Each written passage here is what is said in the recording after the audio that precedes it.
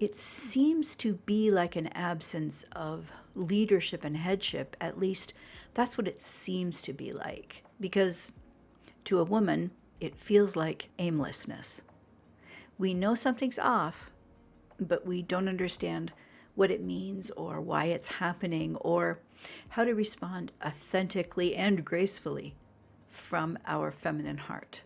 So then that's when the trouble starts. We try and fill that gap or to somehow take up the slack for the man, and we do it with an unhealed heart.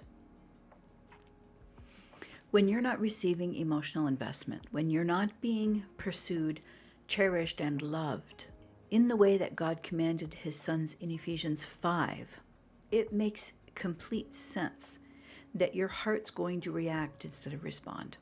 This reaction always shows up in a way that overcompensates. Your reaction is to try and fill the void that was left by your husband when he started to slowly abdicate his headship and leadership.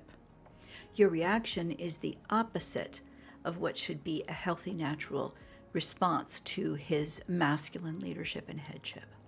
The degree that your husband has abdicated his responsibilities in both of these capacities is mirrored in the degree of your reaction instead of your response. Another point I want to make is that the two of them go together. If a man isn't stepping into headship, he's not leading either. You can't have one without the other.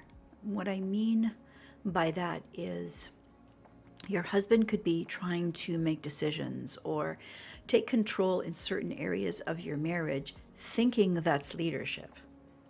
But unless his heart has the posture of authentic headship, without that sacrificial love and care from Ephesians 5 already in place, everything he does is going to fall flat or even feel oppressive. Leadership without headship misses the emotional and spiritual foundation that's imperative in order to invite your natural feminine response. True headship, it doesn't just lead from a position of responsibility and love, but also with a humility that's obvious. And this kind of headship creates the space for you to respond with respect, trust, and with all the unique features that are the strengths God designed you to bring to the relationship.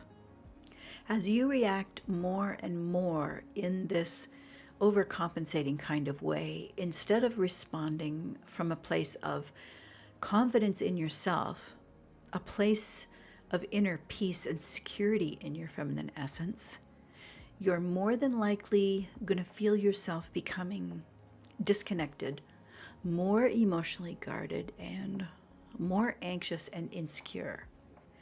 And this is not because there's something wrong with you that's bad or sinful. It's the natural reaction of an unhealed heart when she's not being loved or when she senses that she's being loved less. That woman you were in the beginning of the marriage, who was confident and fun and enjoyed life, is becoming a different version of herself because of the man she married. Instead of experiencing a sense of peace and feeling more at home in your marriage, you're experiencing a tension that's marking the beginning of discontentment, which inevitably points you towards blaming your husband. So that ends up being the motivation behind your overcompensation. Him. That's the wrong place to start.